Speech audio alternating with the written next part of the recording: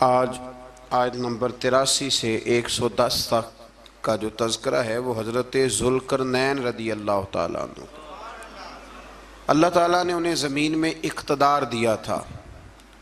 4 لوگ دنیا میں ایسے ہو چکے ہیں جنہیں اللہ تبارک و تعالیٰ نے پوری دنیا میں اقتدار دیا، ایک وقت میں پوری دنیا کا ایک ہی بادشاہ۔ 2 مسلمان تھے، 2 کافر۔ مسلمانوں میں حضرت سلیمان علیہ السلام اور جناب ذوالقرنین علیہ السلام، اور کافروں میں بخت نصر اور نمرود۔ یہ 2 لوگ ہیں جنہیں اللہ نے پوری دنیا میں اقتدار دیا، اور پھر اس کے بعد آنے والے وقت میں اللہ تعالیٰ امام مہدی کو سارا اقتدار عطا فرمائے گا پوری دنیا کا۔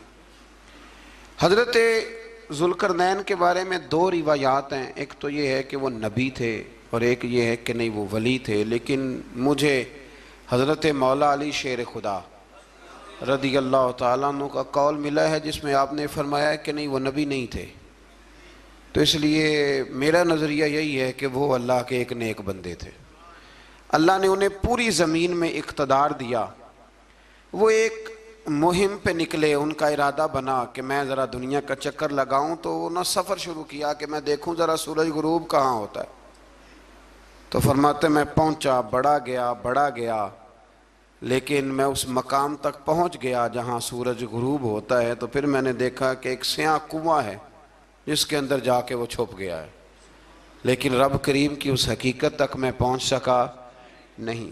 پھر آپ فرماتے ہیں کہ میں آگے نکلا تو مجھے ایک قوم کے بارے میں بتلایا گیا جو بڑی خونخوار قوم تھی، بڑی خونخوار، اس کو یاجوج اور ماجوج کہا جاتا ہے۔ یہ قوم اتنی خونخوار تھی کہ یہ درندوں کو بھی کھا جایا کرتی تھی، اتنے لمبے چوڑے ان کے قد تھے، اتنے زیادہ طاقتور تھے کہ سانپ اور بچھو بھی کھا جاتے تھے۔ یہ نکلا کرتے تھے سبزے کے دنوں میں تو ساری کھیتیاں اجاڑ جاتے تھے، ہر چیز تباہ کر جاتے تھے، حتیٰ کہ انسانوں تک کو کھا جاتے تھے۔ تو حضرت ذوالقرنین جب وہاں پہنچے، اللہ تبارک و تعالیٰ نے انہیں ان مظلوم لوگوں کا مددگار بنایا جن پر یاجوج اور ماجوج کی قوم ظلم کرتی تھی۔ انہوں نے آپ سے کہا کہ حضور مہربانی فرمائیں، اس قوم سے تو ہماری جان چھڑائیں۔ آپ نے فرمایا تم میری مدد کرو۔ انہوں نے کہا حضور کس طرح؟ فرمایا بس جسمانی طور پر میری مدد کرو۔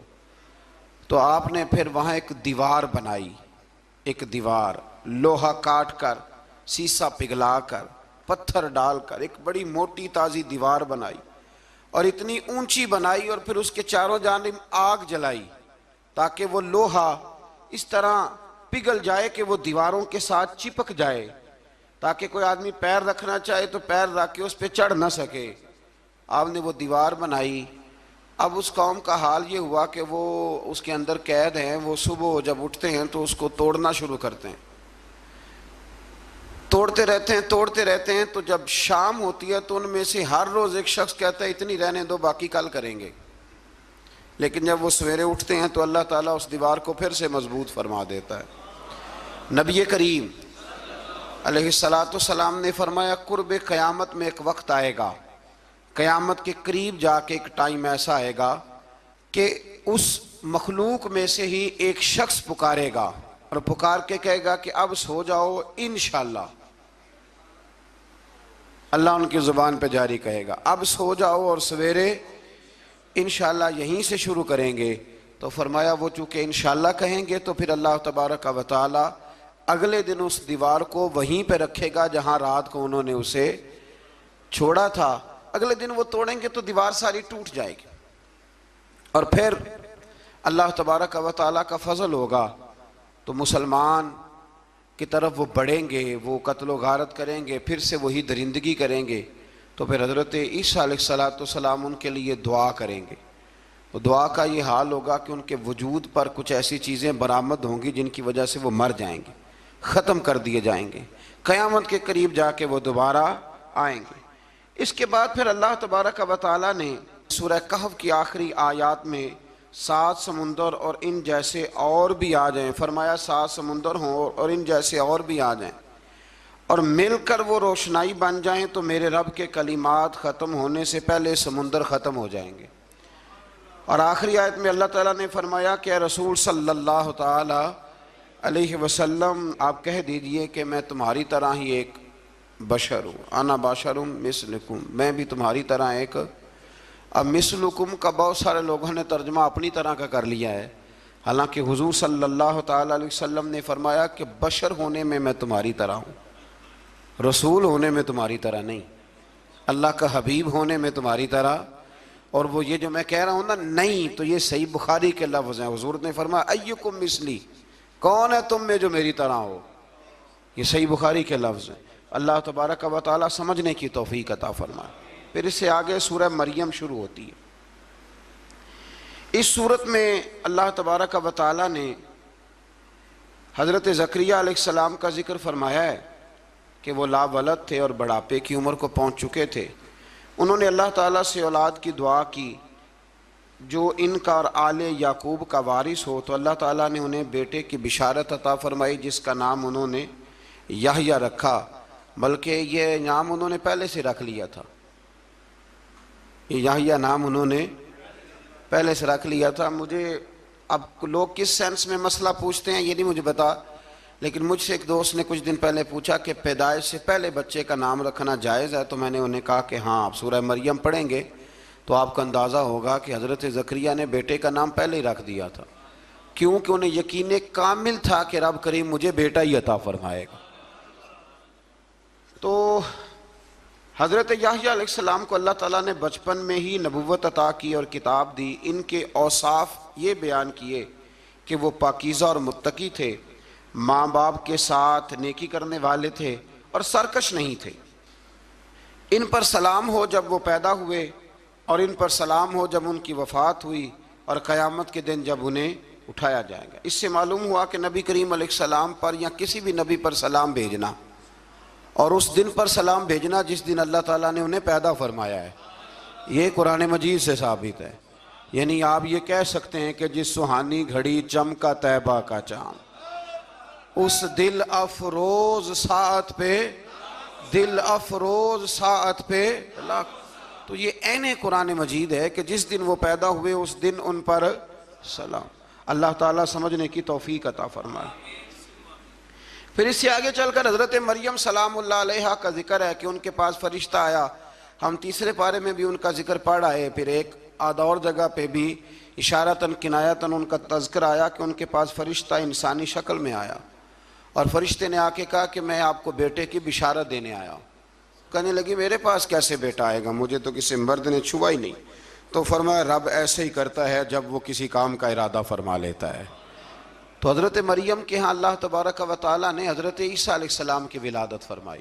حضرت عیسیٰ بغیر باپ کے پیدا ہوئے، اور حضرت آدم علیہ السلام غیر ماں باپ کے پیدا ہوئے، تو یہ اللہ کی قدرت کی نشانی ہے۔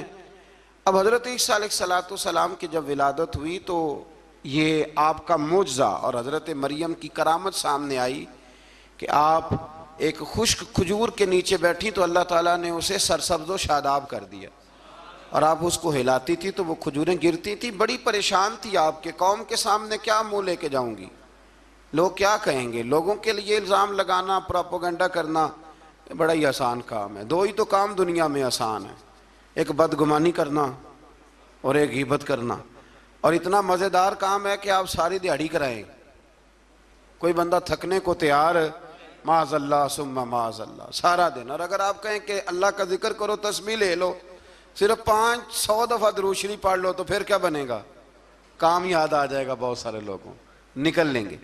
کبھی کبھی کچھ چیزیں بڑی یاد رہ جاتی ہیں۔ ایک شاعر نے ایک شعر کہا تھا، میری تھوڑی سی شعری ذوق ہے تو مجھے دلچسپی ہے، رہ جاتی ہیں کچھ باتیں ذہن میں۔ ایک دفعہ ہمارے ایک دوست کے بارے میں کچھ پراپیگنڈا ہونے لگا، تو میں نے انہیں ایک شعر لکھ کے بھیجا، مجھے یاد تھا، میں نے ایک شعر لکھا۔ کسی شاعر نے کہا تھا کہ مخلوق تو فنکار ہے اس درجہ کے پل بھر میں، سنگے در کعبہ سے بھی اصنام تراشے۔ کعبے کے اندر سے مٹی لے کے لوگ بت بنا لیتے ہیں اور اللہ کا شریک بناتے ہیں۔ تو کہنے لگا شاعر کہ مخلوق تو فنکار ہے اس درجہ کے پل بھر میں، سنگے در کعبہ سے بھی اصنام تراشے۔ تم کون ہو کیا چیز ہے داغ کبابی، لوگوں نے تو مریم پہ بھی الزام تراشے۔ لوگ تو منٹ لگاتے ہیں، وہ جو رہی مسجد میں، پلی مسجد میں، لوگوں نے الزام لگانے کا وقت آیا تو الزام لگا دیا، سید عائشہ صدیقہ پہ لگا دیا، صدیق کی بیٹی اور صدیقہ۔ آپ سوچ سکتے ہیں کہ لوگ کہاں تک جاتے ہیں اور باتیں کہاں تک پہنچتی ہیں۔ تو یہ میرے رب کریم کا فضل اور کرم ہے کہ جناب مریم کی برات کا اعلان بھی قرآن نے کیا اور حضرت عائشہ صدیقہ کی برات کا اعلان بھی قرآن پاک نے فرمایا، یہ بھی قرآن مجید نے فرمایا ہے۔ اور کل پرسوں بھی بات ہو رہی تھی حضرت یوسف علیہ السلام کی، تو الزام تو لگتے رہتے ہیں، تو میں نے اس دن بھی سوال کیا تھا، پھر دہراتا ہوں کہ غلطی کیا تھی حضرت یوسف کی؟ کبھی کنواں اندھیرا، کبھی بھائیوں کے تھپڑ، کبھی مصر کا بازار، اور ذرا سوچو تو صحیح، جب بولیاں لگتی ہیں انسان کی تو کیا حال ہوتا ہے۔ اور پھر ذرا یہ بھی تو دیکھو نا کہ جب زلیخا نے الزام لگایا تو پھر کیا حال ہے، اور پھر 12 سال کی جیل، پر رب فرماتے ہیں شانیں میں نے یوسف کو ہی عطا فرمائی ہیں۔ تو حضرت مریم سلام اللہ علیہا جب وہ بیٹا لے کے گئی ان کے پاس تو انہوں نے کہا یہ کہاں سے آ گیا؟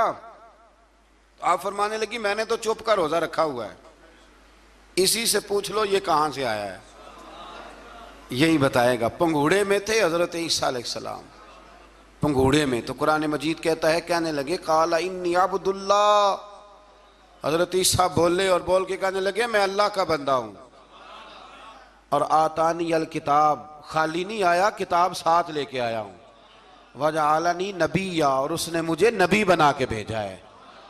تو حضرت عیسیٰ علیہ السلام پنگوڑے میں ہیں تو کلام فرما رہے ہیں، اپنے نبی ہونے کا اعلان فرما رہے ہیں۔ اب اس بندے کے قریب جا کے اس سے سوال کرنے کو دل نہیں کرتا جو نبی پاک کے بارے میں کہتا ہے 40 سال کے بعد نبی بنے۔ یہاں پنگوڑے میں حضرت عیسیٰ کلام کریں، پنگوڑے میں، اور وہ پنگوڑے میں کہے میں نبی ہوں، اور تو اپنے رسول کے بارے میں یہ کہے کہ بکریاں چرا رہے تھے تو معاذ اللہ انہیں پتہ ہی نہیں تھا کہ میں نبی بن جاؤں گا۔ ایسی کوئی بات نہیں۔ اعلیٰ حضرت فرماتے ہیں اللہ اللہ وہ بچپنے کی پھبن، یعنی بچپن میں بھی رنگ ڈھنگ نرالے تھے میرے رسول کی۔ اللہ اللہ وہ بچپنے کی پھبن، اس خدا بھاتی صورت پہ لاکھوں سلام، اس خدا بھاتی صورت پہ۔ اور مرحوم اعظم چشتی نے بھی ایک جملہ بڑا خوبصورت کہا ہے، اس نے کہا تیری حیات پاک کا ہر لمحہ پیغمبر لگے، تیری حیات پاک کا ہر لمحہ پیغمبر لگے۔ پھر اس سے آگے آیت نمبر 41 سے ایک بار پھر حضرت ابراہیم علیہ السلام کا ذکر ہے کہ وہ بہت سچے نبی تھے، انہوں نے اپنے چچا کو بے جان بتوں کی عبادت سے روکا، عذاب الہی سے ڈرایا۔ اس نے کہا کہ آپ ہمیں ہمارے خداؤں سے پھیرنا چاہتے ہیں، اس سے رک جائیں ورنہ ہم آپ کو سنسار کر دیں گے۔ ابراہیم علیہ السلام نے کہا کہ میں آپ کے لیے اپنے رب سے استغفار کرتا رہوں گا، وہ مجھ پر بہت مہربان ہے۔ تو اللہ تبارک و تعالیٰ نے انہیں اسحاق علیہ السلام بیٹے اور یعقوب علیہ السلام پوتے کی بشارت دی، اور یہ بھی فرمایا کہ یہ دونوں نبی بھی ہوں گے۔ پھر آیت نمبر 51 سے لے کر 58 تک مختلف انبیاء کا ذکر ہے۔ اللہ تعالیٰ نے اس میں فرمایا کہ حضرت موسیٰ کو برگزیدہ رسول، نبی اور اللہ کا رازدار کہا گیا، اور حضرت ہارون کی نبوت کا بیان بھی ہوا، اور حضرت اسماعیل کو وعدے کے سچے، نماز اور زکوٰۃ کا حکم دینے والے رسول اور نبی اور اللہ کا پسندیدہ قرار دیا گیا۔ ادریس علیہ السلام کو صدیق نبی قرار دیتے ہوئے فرمایا کہ ہم نے ان کو بلند جگہ پہ بٹھایا ہے۔ کہاں ہے ادریس علیہ السلام؟ چوتھے آسمان میں بھی، اور جنت کا قول بھی ہے۔ دو روایتیں ان کے بارے میں ملتی ہیں، ایک تو یہ ہے کہ وہ حضرت ملک الموت سے ایک دفعہ کہنے لگے تو میرا یار نہیں بن جاتا؟ اللہ ہی بھلا کرے۔ حضرت اسرائیل کو کہنے لگے دوست بن جو، کہا بن جاتے ہیں، دوستی ہو گئی۔ فرمانے لگے یار موت کا ذائقہ کیسے چکھاتا ہے؟ کہنے لگا میں آپ کو چکھا دیتا ہوں۔ آپ کو موت کا ذائقہ چکھایا اور دوبارہ پھر روح ڈال دی، آپ اٹھ کے بیٹھ گئے۔ کہنے لگے دوزخ تو دکھا، نے وہ بھی دکھا دی۔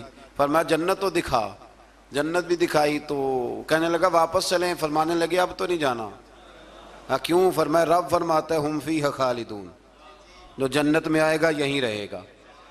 نے کہا جناب وہ تو پہلے موت کا ذائقہ چکھنا ہے، پل صراط جو دوزخ کے اوپر ہے وہاں سے گزرنا ہے۔ تو آپ فرمانے لگے یہ دونوں کام میں کر چکا ہوں اور تو نہیں کرائے ہیں، لہذا میں آ گیا ہوں تو میں نے یہیں پہ رہنا ہے۔ اب حضرت ملک الموت علیہ السلام نے عرض کی مالک یہ تیرا بندہ، فرمایا تیری دوست بھی اس کے ساتھ لگی تھی تو میری توفیق سے ہی لگی تھی، اور یہ یہاں تک آئے بھی میری توفیق سے ہی ہے، میرا ارادہ بن گیا انہیں یہاں رکھنے کا۔ میری طلب بھی تو تیرے کرم کا صدقہ ہے، میری طلب بھی تو تیرے کرم کا صدقہ ہے۔ یہ پاؤں اٹھتے نہیں بلکہ یہ اٹھائے جاتے ہیں، تو یہ بھی تو اس کا کرم ہوتا ہے نا کہ وہ کس طرح کر کے کسی کو نوازتا ہے۔ آیت نمبر 59 میں اللہ تعالیٰ کے فرما بردار اور سرکش بندوں کے احوال اور جو ان کے آخرت میں احوال ہوں گے ان کا ذکر کیا گیا ہے۔ آیت نمبر 66 میں بتایا گیا ہے کہ منکرین آخرت حیات بعد الموت کے بارے میں ہمیشہ شک میں مبتلا رہے۔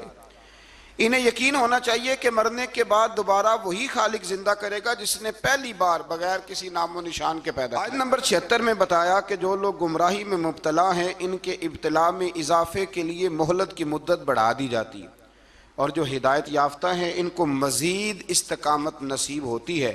اللہ کے ہاں ثواب اور انجام خیر کے اعتبار سے باقی رہنے والی نیکیاں سب سے زیادہ بہتر۔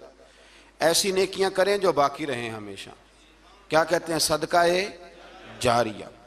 آیت نمبر 81 میں فرمایا کہ مشرکین اس امید پر اللہ کے سوا معبودان باطل کی عبادت کرتے ہیں کہ مشکل میں ان کی مدد کریں گے۔ فرمایا ہرگز نہیں، وہ ان کے دشمن بن کے عبادت کا انکار کریں گے۔ آیت نمبر 88 میں بتایا کہ کفار نے اللہ کی طرف اولاد کی نسبت کر کے نہایت سخت بات کی۔ یہ تو اتنا سنگین جرم ہے کہ اس سے آسمان پھٹ پڑے، زمین شک ہو جائے اور پہاڑ ریزہ ریزہ ہو جائیں۔ مزید فرمایا کہ آسمان اور زمین میں جو کوئی بھی ہے سب اللہ کے حضور بندے بن کے حاضر ہوں گے۔ آیت نمبر 97 میں فرمایا جو لوگ ایمان لائے اور نیک کام کیے ان قریب رحمان لوگوں کے دلوں میں ان کی محبت پیدا فرما دے۔ یہ جو شرک والا معاملہ ہے نا، یہ بڑا سادہ سا ہے۔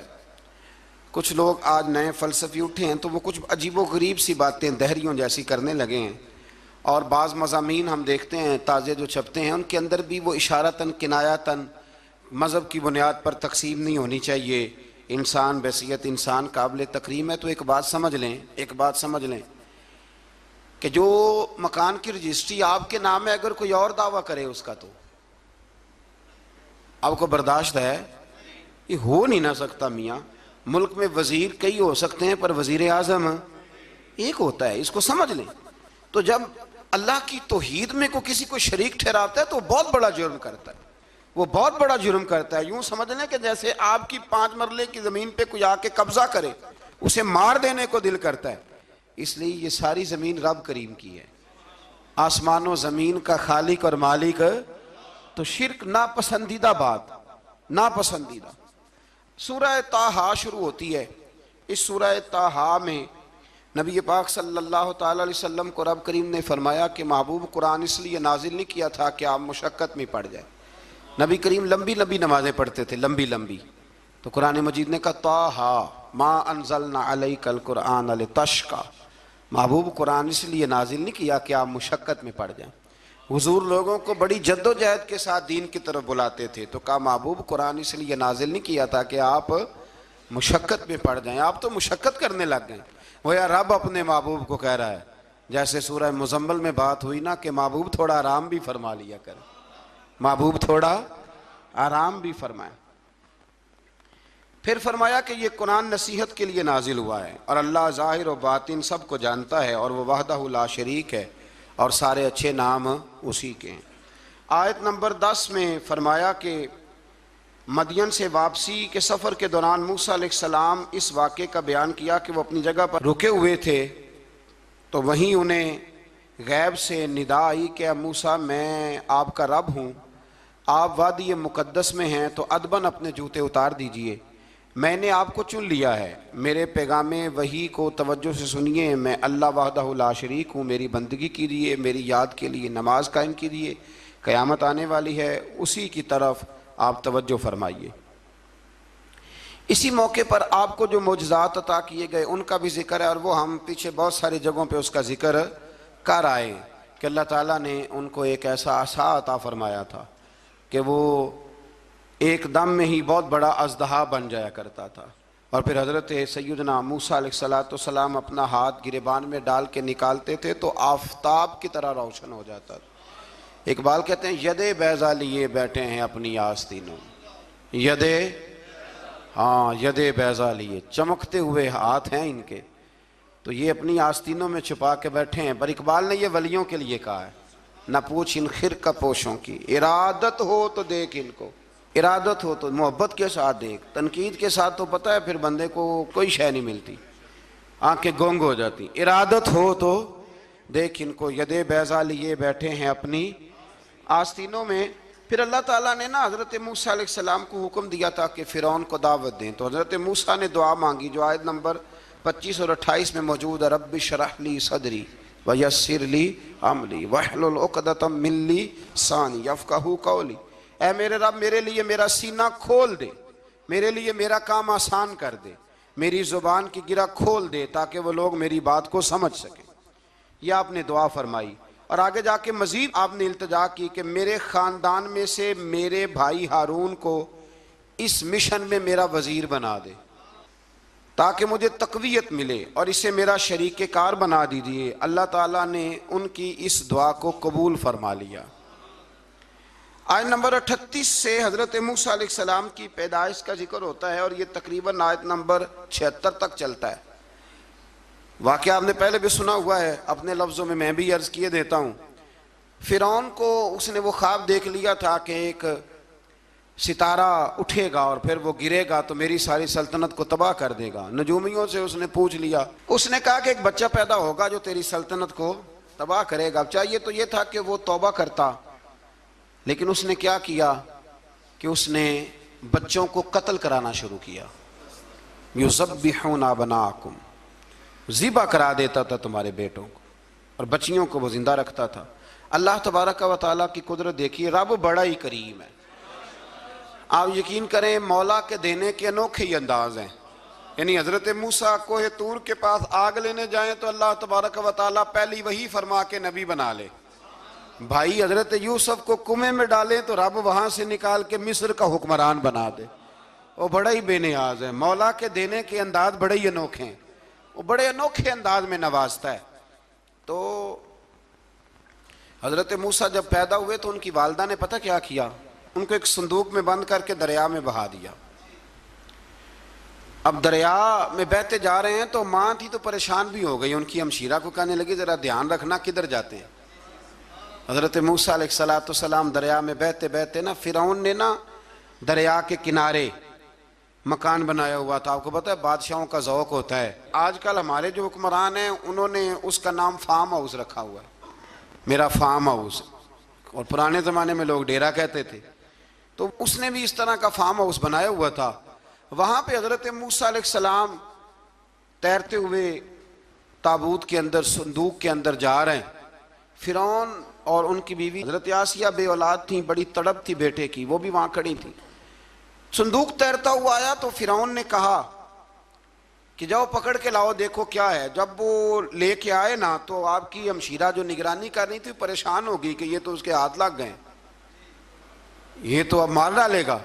لیکن جب خوبصورت اور چمکتا ہوا بچہ دیکھا تو بی بی آسیہ کہنے لگی یہ بنی اسرائیل کا ہے ہی نہیں، یہ تو پتہ نہیں کہاں سے بہتا ہوا یہاں آ گیا ہے، تم ایسے ہی چھوڑ، یہ پتہ نہیں کہاں سے ہے، رکھ نہ لیں، رکھ نہ لیں۔ تو حضرت موسیٰ علیہ السلام وہ کہنے لگا نہیں انہی کے ہیں، موسیٰ علیہ السلام اسی کے ہیں۔ تو آسیہ کہنے لگی تیرے تو سر پہ نا بس بھوت ہی سوار ہو گیا، ہر وقت وہی لوگ تجھے یاد رہتے ہیں، یہ پتہ نہیں کہاں سے بہ کے آیا ہے۔ اب رکھ لیا، مان گیا فرعون۔ آپ فرعون کے گھر میں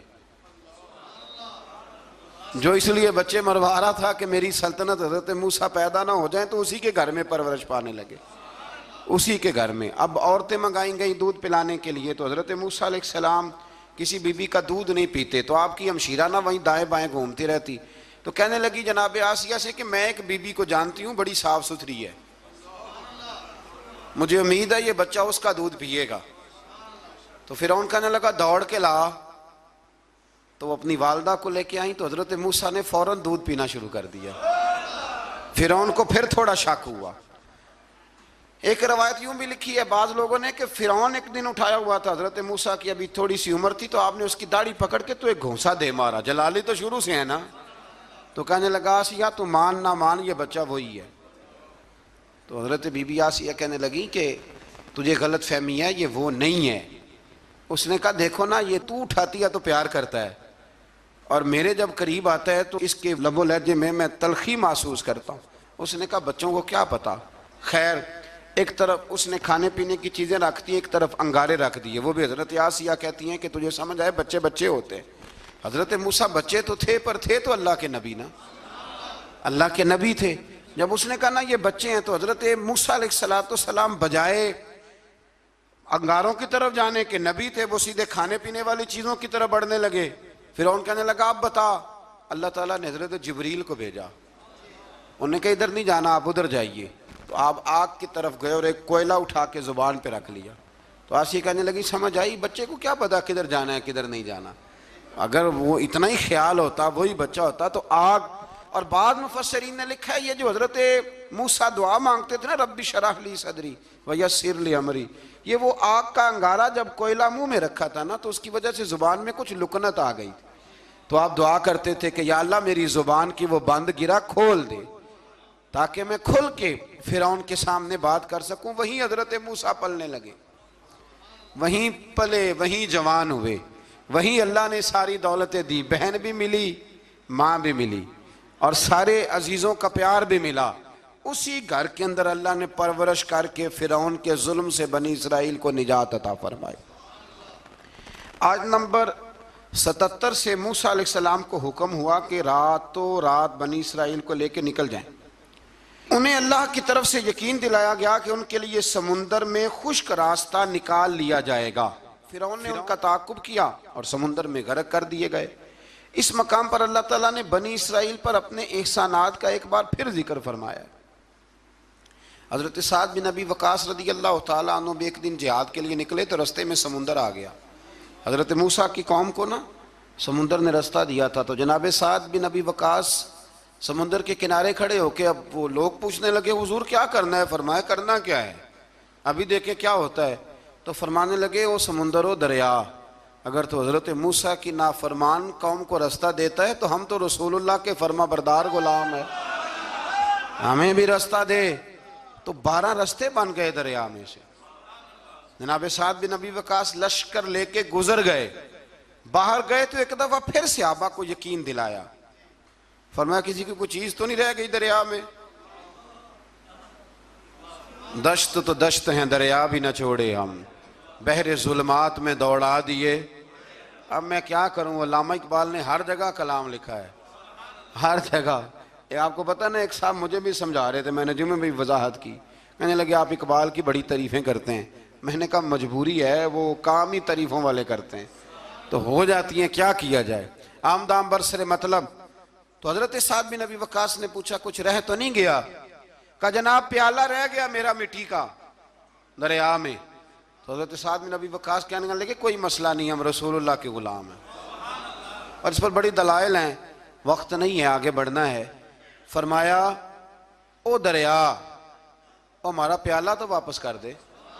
تو ایک لہر آئی تو پیالہ بھی کنارے پہ پھینک گئی۔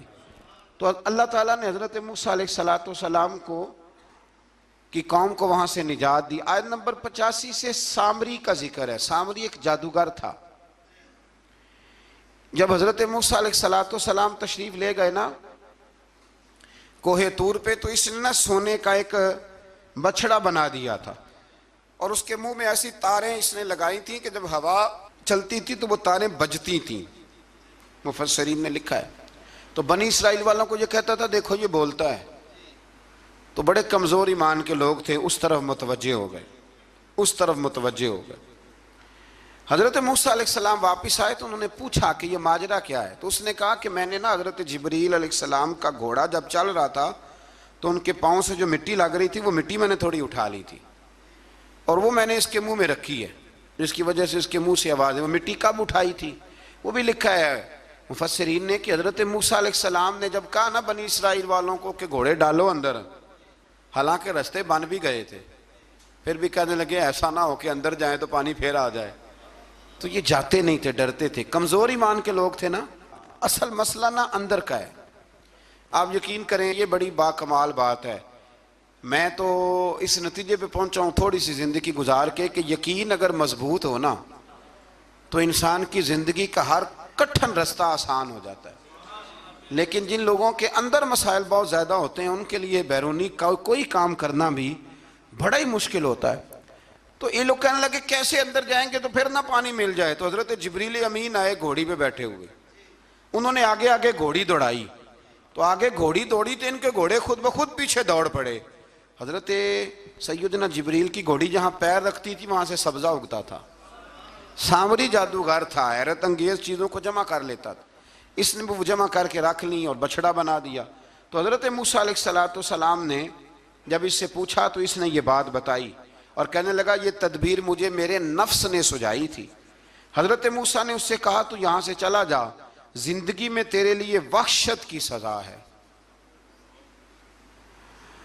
اور تیری سزا کا وقت آخرت میں مقرر ہے. اس کے بعد والی آیات میں اللہ تعالیٰ کی وحدانیت, کتاب اللہ کی حقانیت اور اس سے روح گردانی کرنے والوں کے لیے عذاب آخرت کا بیان ہے. وحشت کا بھی عذاب ہوتا ہے کچھ لوگوں کو وحشت کا عذاب یہ ہوتا ہے, یعنی انسان ہر وقت خوف زدہ رہے. آیات بتاتی ہیں کہ اس پر کون سا عذاب ہے, اس پر ایک وحشت طاری رہے. اللہ سے دعا مانگیں اللہ تبارک و تعالی ان ساری آزمائشوں سے ہمیں محفوظ فرمائے. اسی تسلسل میں پھر قیامت اور سور پھونکے جانے کا ذکر ہے. آیت نمبر 105 سے فرمایا کہ لوگ آپ سے پہاڑوں کے متعلق سوال کرتے ہیں, آپ ان سے کہہ دیجئے میرا رب انہیں ریزہ ریزہ کر دے گا اور پوری زمین ہموار میدان کی طرح ہو جائے گی. آیت نمبر 109 میں قیامت کی ہولناکیوں کا ذکر ہوا اور فرمایا آج اللہ کی بارگاہ میں کسی کو مجال شفاعت نہیں ہوگی سوائے اس کے جسے وہ اذن شفاعت عطا کرے اور جس کے قول سے وہ راضی ہو. آیت نمبر 110 سے اکھڑی گردنوں کے حی و قیوم کے سامنے جھکنے, ظالموں کے نامراد ہونے اور مومنین صالحین کے کامیاب ہونے کا ذکر ہے. آیت نمبر 114 میں علم میں اضافے کی تعلیم کے لیے دعا ارشاد فرمائی گئی ہے جو بڑی معروف ہے, رب زدنی علما. آیت نمبر 115 سے اس بات کا ذکر ہے کہ آدم علیہ السلام جو جنت میں درخت کے قریب چلے گئے تو یہ ان کی بھول اور اجتہادی خطا تھی, اللہ نے خود وضاحت فرما دی, اور انہوں نے قصداً اللہ کے حکم کی نافرمانی نہیں کی. آدم علیہ السلام کو جنت میں داخل کر کے بتایا کہ یہاں نہ بھوک لاحق ہوگی, نہ بے لباسی ہوگی, نہ پیاس لگے گی, نہ ہی دھوپ کی تپش محسوس ہوگی, اور یہ کہ آپ اپنے دشمن شیطان کی چالوں سے بچے رہیں گے. اس مقام پر قرآن نے اس موضوع کو پھر بیان کیا کہ شیطان نے وسوسہ ڈالا اور مخلص اور ہمدرد کا روپ دھار کر ان کو بہکایا. انہوں نے ممنوعہ درخت سے کھا لیا سو ان کے ستر کھل گئے اور جنت کے پتوں سے اپنے ستر کو ڈھانپنے لگے. پھر اللہ نے ان کی توبہ قبول کی اور جنت سے زمین پر بھیج دیا. آیت نمبر 124 سے اللہ تعالیٰ نے فرمایا جو ہماری یاد سے غافل رہے گا ہم اس کے لیے معیشت تنگ کر دیں گے. وَمَنْ أَعْرَضَ عَنْ ذِكْرِي فَإِنَّ لَهُ مَعِيشَةً ضَنْكًا. جو ہماری یاد سے غافل ہوگا اس کے لیے زندگی اس پر اللہ تبارک و تعالی ہر وقت اپنی یاد کی توفیق عطا فرمائے.